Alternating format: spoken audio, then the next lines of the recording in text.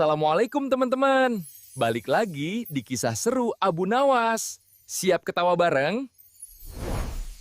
Pernah dengar kisah dokter yang bisa nyembuhin orang tanpa obat sama sekali nggak? Tenang, ini bukan kisah dokter modern, tapi kisah Abu Nawas. Si cerdik yang bisa bikin semua orang sakit malah tertawa. Jadi sebelum lanjut, klik tombol subscribe, biar kamu nggak ketinggalan kisah lucu dan penuh hikmah dari Abu Nawas berikutnya. Suatu hari Raja Baghdad jatuh sakit aneh. Tubuhnya kuat, tapi wajahnya murung, jantungnya berdebar, dan pikirannya kalut. Semua tabib istana datang memberi resep. Ramuan madu, akar ginseng, sampai air dari sungai suci. Tapi, hasilnya nihil. Raja tetap terlihat lemas. Akhirnya, Raja mengeluh. Apa di negeri ini tak ada satupun tabib yang bisa menyembuhkanku? Para menteri bingung, sampai satu dari mereka nyeletuk. Baginda, kalau dokter sudah gagal semua, mungkin waktunya kita panggil Abu Nawas. Raja spontan memukul meja. Abu Nawas? Orang yang katanya lebih sering menipu daripada mengobati? Menteri menjawab cepat. Justru itu, Baginda. Kalau penyakit ini tak bisa disembuhkan dengan obat, mungkin bisa disembuhkan dengan tawa. Raja akhirnya menyerah. Baiklah, panggil dia. Tapi kalau gagal, kepalanya tak akan kutinggalkan di leher. Semua langsung pucat, kecuali satu orang, Abu Nawas, yang datang dengan langkah santai, sambil bawa ayam goreng dan sepotong roti. Raja terkejut. Apa-apaan ini, Abu Nawas? Aku minta tabib, bukan tukang makan. Abu Nawas tersenyum. Tenang, Baginda. Aku cuma mau tahu, apakah selera makanmu masih ada? Raja menjawab ketus. Tidak ada. Aku sudah tak nafsu makan sama sekali. Abu Nawas menatapnya lama, lalu berkata pelan, berarti bukan tubuhmu yang sakit, Baginda, tapi hatimu. Hati yang terlalu penuh kekhawatiran lupa bersyukur. Raja terdiam. Abu Nawas lanjut. Kalau Baginda mau, saya punya obat ampuh. Tapi harus diminum setiap hari. Raja penasaran. Apa itu? Namanya Alhamdulillah. Diminum 3 kali sehari setelah ingat nikmat Allah. Raja tak tahan tertawa lepas. Kau ini benar-benar gila, Abu Nawas. Betul, Baginda, jawab Abu Nawas sambil tersenyum. Tapi gilaku masih percaya semua sembuh kalau hatinya kembali pada Allah. Dan untuk pertama kalinya, Raja tersenyum setelah berhari-hari. Seluruh istana pun ikut lega, dan semua tabib yang tadinya sombong malah jadi murid Abu Nawas. Setelah Raja sembuh dari penyakit hati berkat nasihat Abu Nawas, berita itu menyebar ke seluruh kota Baghdad. Orang-orang heboh. Ada yang kagum, ada yang heran, dan tentu saja ada yang pengen ikut berobat. Sampai-sampai di depan rumah Abu Nawas muncul papan bertuliskan besar. Klinik Abu Nawas sembuh tanpa obat. Dan di bawahnya dengan tulisan kecil, kalau nggak sembuh, minimal ketawa. Orang-orang langsung antre, ada yang bawa penyakit sungguhan, ada juga yang cuma penasaran. Pasien pertama datang, seorang pria tua dengan wajah tegang. Ia berkata, Abu Nawas, kepalaku sakit.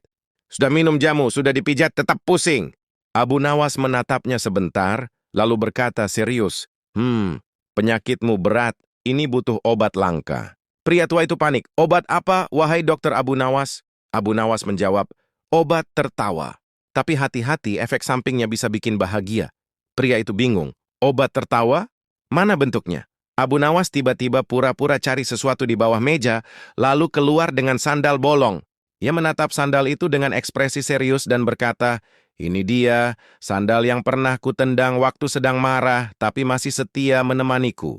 Pria itu bengong lalu ngakak tanpa sadar. Abu Nawas tersenyum. Nah, pusingnya sudah hilang kan? Pria itu mengangguk sambil ketawa. Iya juga, kepala saya enteng. Abu Nawas menepuk bahunya. Kadang kepala pusing bukan karena kurang obat, tapi karena terlalu banyak mikir. Kurangi keluhan, tambah syukur. Setelah itu, datang lagi pasien kedua. Seorang pemuda yang lesu. Abu Nawas, aku sedih kekasihku meninggalkanku. Abu Nawas pura-pura kaget. Wah, luar biasa, berarti hatimu kuat. Pemuda itu bingung. Kuat bagaimana? Kalau tidak kuat, sudah hancur dari tadi. Coba lihat, kau masih bisa ngomong kan? Pemuda itu menatap lalu tertawa kecil. Iya juga ya. Nah, itu tandanya kau tidak kehilangan cinta, hanya kehilangan arah. Arahkan lagi cintamu pada Allah, bukan pada yang pergi. Pemuda itu terdiam, matanya berkaca-kaca. Kau benar, Abu Nawas. Aku sembuh. Tapi bukan dari patah hati, melainkan dari kelupaan. Abu Nawas tersenyum. Itu lebih penting daripada sembuh dari pilek. Kabar tentang obat tertawa makin menyebar luas. Ada yang datang untuk sembuh, tapi pulang malah membawa pelajaran. Dan setiap kali ditanya apa rahasianya, Abu Nawas hanya berkata, tertawa itu menyehatkan, tapi syukur yang menyembuhkan. Kalau dua-duanya kau punya, maka kau lebih sehat dari semua dokter di Baghdad. Raja yang mendengar berita itu hanya tersenyum dari istananya dan bergumam, sungguh, obat Abu Nawas memang aneh.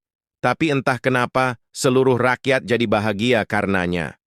Dan begitulah, klinik Abu Nawas terus ramai, bukan oleh orang sakit, tapi oleh orang yang ingin belajar bahagia. Kabar tentang klinik Abu Nawas semakin heboh di seluruh Baghdad. Pasien yang datang bukan hanya rakyat biasa, tapi juga bangsawan, pedagang kaya, bahkan para tabib kerajaan ikut penasaran.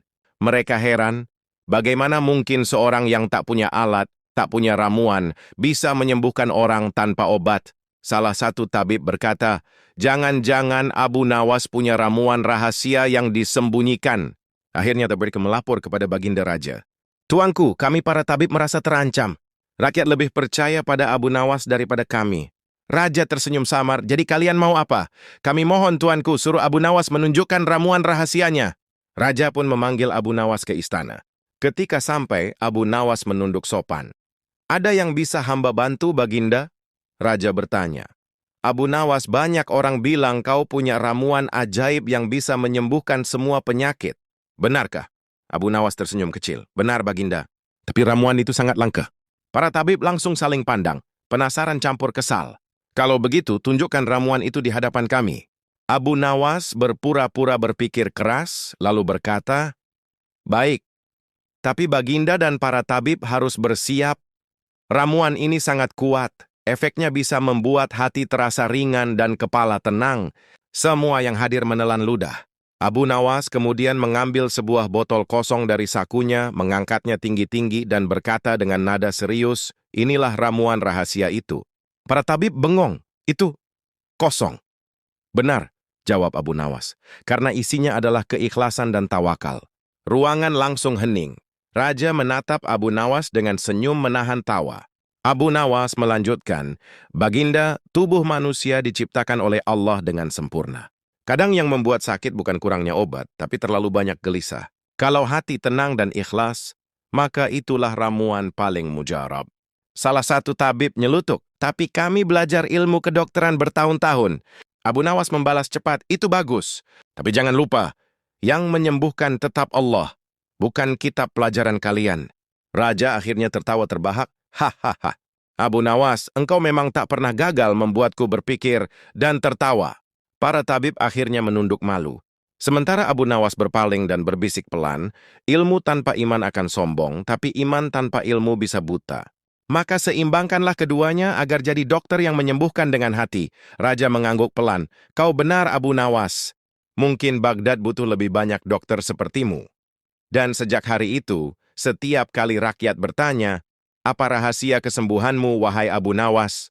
Ia hanya tersenyum dan menjawab, ramuan rahasiaku, senyum, syukur, dan doa.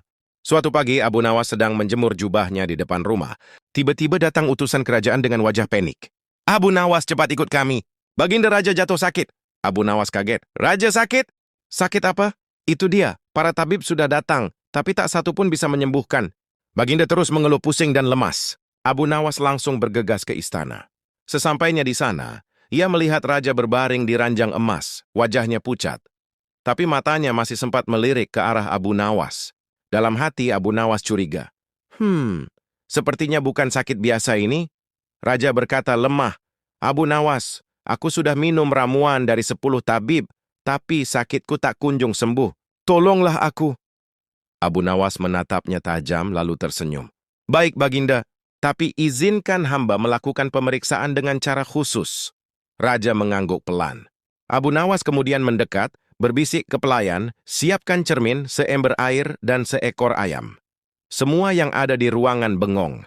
Ayam? Untuk apa ayam? Abu Nawas santai, tenang saja. Ini ilmu pengobatan langit. Setelah semua siap, Abu Nawas menaruh cermin di depan wajah raja, lalu menatapnya sambil berkata, Baginda, lihatlah wajah Anda di cermin. Menurut Baginda, siapa yang paling sering membuat Baginda marah? Raja menjawab, ya, Rakyatku, kadang juga para menteri yang lambat bekerja. Abu Nawas mengangguk. Lalu siapa yang paling sering membuat Baginda tertawa? Raja berpikir, mungkin kau, Abu Nawas. Abu Nawas tersenyum lebar. Nah, berarti penyakit Baginda datang dari kurangnya tawa, bukan kurangnya obat. Semua yang hadir langsung menahan tawa. Abu Nawas lanjut. Ayam yang saya minta tadi bukan untuk dimakan, tapi untuk diingat. Karena ayam selalu berkokok menyambut pagi dengan semangat. Sementara manusia bangun malah mengeluh. Raja menatap Abu Nawas sambil menahan tawa. Jadi maksudmu aku sakit karena terlalu serius memikirkan urusan kerajaan? Abu Nawas menjawab santai. Betul Baginda. Kadang raja butuh libur jadi raja, cukup jadi hamba Allah yang bersyukur. Raja terdiam sejenak, lalu tertawa keras sampai pelayan-pelayan ikut tersenyum. Hahaha, Abu Nawas, kau benar. Sudah lama aku tak tertawa begini. Abu Nawas berdiri, menunduk hormat. Nah, itulah tanda kesembuhan pertama. Hati yang kembali ringan. Kalau hati sembuh, tubuh ikut sehat. Raja pun bangkit dari ranjang. Wajahnya kini segar kembali. Lihat aku sudah sembuh. Hahaha. Semua bersorak. Abu Nawas tersenyum sambil berkata pelan.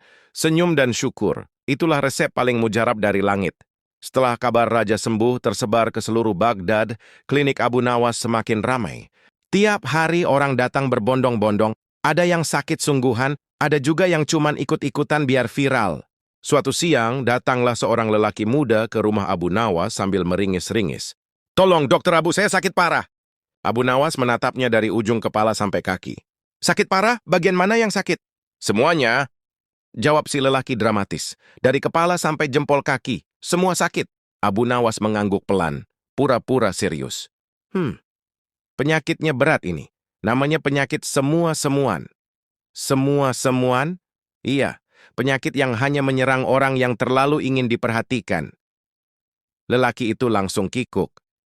Bukan gitu Abu Nawas. Saya beneran sakit. Abu Nawas berdiri dan berteriak ke arah luar. Wahai tetangga, ada yang mau saya bagi kambing 2 potong.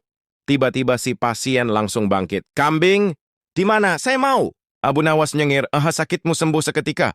Semua orang di sekitar tertawa terbahak-bahak. Abu Nawas lalu menepuk bahu si lelaki dan berkata, kau lihat? Kadang orang tak sakit di tubuhnya tapi di hatinya. Ia cuma butuh perhatian dan sedikit kasih sayang. Lelaki itu menunduk malu, ampun Abu Nawas. Saya hanya ingin orang peduli. Abu Nawas tersenyum lembut. Kalau ingin perhatian, mintalah pada Allah dengan doa, bukan dengan pura-pura sakit. Karena Allah tahu isi hati kita, bahkan sebelum kita mengeluh. Orang-orang di sekitar yang tadinya tertawa, kini terdiam haru. Abu Nawas menutup nasihatnya dengan gaya khas. Dan kalau memang ingin sehat, jangan sibuk cari perhatian manusia. Sibukkan hatimu dengan mengingat Allah. Lelaki itu pun pergi dengan wajah lega. Dan sejak hari itu, ia jadi orang yang paling rajin membantu tetangga tanpa pamrih. Sementara Abu Nawas hanya tersenyum menatap langit. Hidup ini lucu, kalau kita mau menertawakannya dengan iman. Hari itu matahari Baghdad bersinar terik. Abu Nawas duduk di depan rumahnya, menikmati teh hangat. Ketika tiba-tiba datang seorang ibu tua dengan langkah gontai. Abu Nawas, tolong aku sudah tak sanggup menahan sakit ini. Abu Nawas segera berdiri dan membantu ibu itu duduk. Ibu sakit apa? Ibu itu menjawab pelan.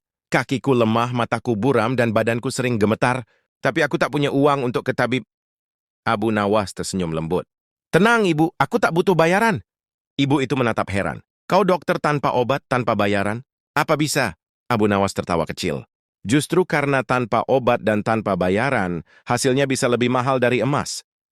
Ya, lalu mengambil segelas air biasa, menaruhnya di hadapan ibu itu. Minumlah air ini pelan-pelan sambil ucapkan bismillah. Ibu itu menurut. Setelah meneguknya, Abu Nawas berkata, sekarang ceritakan padaku, apa yang paling membuat hatimu sakit? Ibu itu mulai bercerita tentang hidupnya yang sepi, anak-anaknya yang merantau dan jarang pulang. Sambil menahan air mata, ia berkata, mungkin aku bukan sakit di tubuh, tapi di hati. Abu Nawas menatapnya dalam-dalam, benar ibu. Seringkali tubuh lemah karena hati kehilangan harapan. Ia kemudian berdiri, mengambil sehelai daun kering dari tanah dan berkata, lihat daun ini. Ia jatuh dari pohon, tapi tetap lembut di bawah angin. Begitulah hati orang beriman, kalau berserah diri tak ada yang benar-benar menyakitkan. Ibu itu tersenyum sambil mengusap air matanya. Jadi, obatku adalah sabar dan tawakal? Abu Nawas mengangguk. Betul, tapi bukan sabar yang pasrah, melainkan sabar yang percaya bahwa Allah tak pernah lalai mengatur hidup kita. Ibu itu pun berdiri perlahan dan ajaib, langkahnya kini lebih kuat. Abu Nawas, aku merasa lebih ringan. Apakah ini sihir? Abu Nawas tertawa keras. Bukan sihir, Ibu. Itu hanya hati yang mulai sembuh. Beberapa orang di sekitar ikut tersenyum haru. Abu Nawas menatap langit dan berkata, air yang menyehatkan bukan dari obatnya, tapi dari doa yang mengiringinya. Ibu tua itu pergi sambil tersenyum lega dan sebelum meninggalkan rumah, ia berkata pelan, terima kasih Abu Nawas. Kau bukan hanya dokter tubuh, tapi juga dokter hati. Abu Nawas menjawab santai, aku hanya perantara, Ibu. Penyembuh sejati hanyalah Allah. Beberapa minggu setelah klinik Abu Nawas makin terkenal, muncullah seorang tabib baru di Baghdad. Namanya Tabib Jalal, seorang yang sok pintar dan suka pamer. Ia keliling pasar sambil berteriak, aku tabib paling hebat di Baghdad.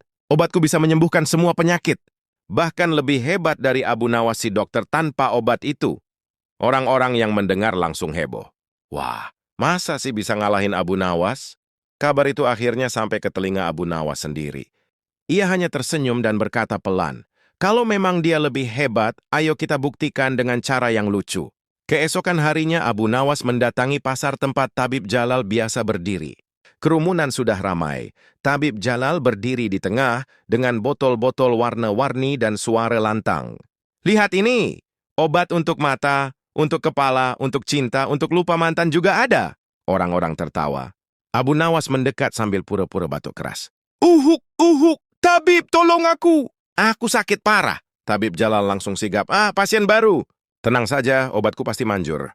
Penyakitmu apa? Abu Nawas menjawab pelan. Aku kehilangan akal. Bisa sembuh kan? Tabib Jalal terkejut. Kehilangan akal? Itu penyakit aneh. Tapi mungkin bisa. Minum saja obat merah ini. Abu Nawas minum. Lalu tiba-tiba berteriak, aduh lidahku terbakar. Tabib Jalal tertawa canggung. Hehe, itu efek samping kecil. Abu Nawas balas cepat. Berarti benar, aku kehilangan akal kalau mau minum obat dari orang sepertimu. Semua orang langsung tertawa meledak. Tabib Jalal mulai kesal, jangan bercanda Abu Nawas. Kalau kau dokter sejati, buktikan kehebatanmu. Abu Nawas tersenyum santai, baik. Aku akan mengobati penyakitmu sekarang juga. Aku sehat. Justru itu. Penyakitmu bukan di tubuh, tapi di hati. Terlalu cinta pada ketenaran. Kerumunan langsung, oh. Abu Nawas menepuk bahu si tabib palsu dan berkata lembut. Ingatlah, orang yang benar-benar berilmu tak butuh teriak di pasar untuk diakui. Cukuplah Allah yang tahu seberapa tulus niatmu. Tabib Jalal menunduk, wajahnya merah padam. Maafkan aku, Abu Nawas, aku hanya ingin terkenal. Abu Nawas tersenyum. Kalau ingin dikenal, jadilah bermanfaat. Kalau ingin dihormati, jadilah rendah hati. Orang-orang pun bertepuk tangan. Sejak hari itu, Tabib Jalal berhenti berjualan obat palsu dan malah ikut belajar bersama Abu Nawas. Yang nanti Abu Nawas pun berkata, wah kadang yang perlu disembuhkan bukan tubuh orang lain, tapi kesombongan diri sendiri. Hari itu Baghdad terasa sunyi. Angin sore membawa debu dan aroma pasar yang perlahan mereda. Di depan rumah kecilnya, Abu Nawas duduk sendirian, menatap langit yang berwarna jingga keemasan. Sudah berhari-hari ia membantu banyak orang menyembuhkan tanpa obat, menenangkan tanpa ramuan. Tapi kali ini justru tubuhnya sendiri yang mulai lemah. Pelayan kecilnya Hasan mendekat dengan wajah khawatir. Tuan Abu, kenapa tak istirahat? Bukankah Tuan selalu bilang kesembuhan itu datang tanpa obat? Abu Nawas tersenyum lemah. Betul Hasan, tapi penyakit kali ini agak berbeda. Berbeda bagaimana Tuan? Karena ini bukan sakit tubuh, melainkan rindu. Rindu kepada Allah, rindu kepada keheningan setelah ramai dunia. Hasan mengerutkan kening. Jadi Tuan mau berobat juga? Abu Nawas mengangguk pelan. Ya, tapi kali ini aku dokter sekaligus pasiennya sendiri. Ia lalu mengambil segelas air, sama seperti yang ia berikan pada pasien-pasiennya dulu. Bismillah, ucapnya lirih, lalu meneguknya dengan penuh keyakinan. Kemudian ia bersila dan berzikir lembut. La ilaha illallah, la ilaha illallah. Tak lama, tetangga-tetangga berdatangan. Abu Nawas, biar kami bantu. Kau sudah banyak menolong orang lain, kini giliran kami. Abu Nawas tersenyum haru. Kalian sudah menolongku dengan datang dan mengingatkanku bahwa kasih sayang sesama juga bagian dari obat hati. Tapi biarlah kali ini aku beristirahat sejenak agar lebih dekat dengan penyembuh sejati. Orang-orang terdiam.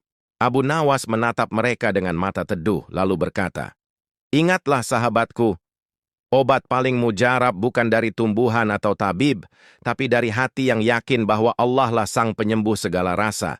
Saat azan maghrib berkumandang dari kejauhan, Abu Nawas berdiri perlahan. Hasan berseru, "Tuan, sakitnya hilang?" Abu Nawas tersenyum, "Belum, Hasan. Tapi hatiku sudah sembuh duluan."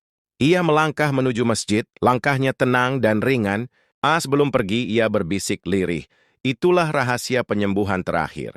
Ketika hati berserah total pada Allah, semua rasa sakit berubah jadi ketenangan. Orang-orang menatapnya dalam diam, antara kagum dan haru. Langit Baghdad pun perlahan gelap, dan dari kejauhan terdengar suara Abu Nawas membaca zikir di antara gema adzan yang indah. Sabar dan syukur adalah obat yang tak bisa dibeli. Kalau kamu merasa lelah, sedih, atau kehilangan arah, ingatlah, hati yang dekat dengan Allah tak akan pernah benar-benar sakit. Kalau kamu suka kisah seperti ini, klik like, komen, subscribe, dan nyalakan loncengnya biar kamu nggak ketinggalan kisah yang lebih konyol lainnya dari Abu Nawas.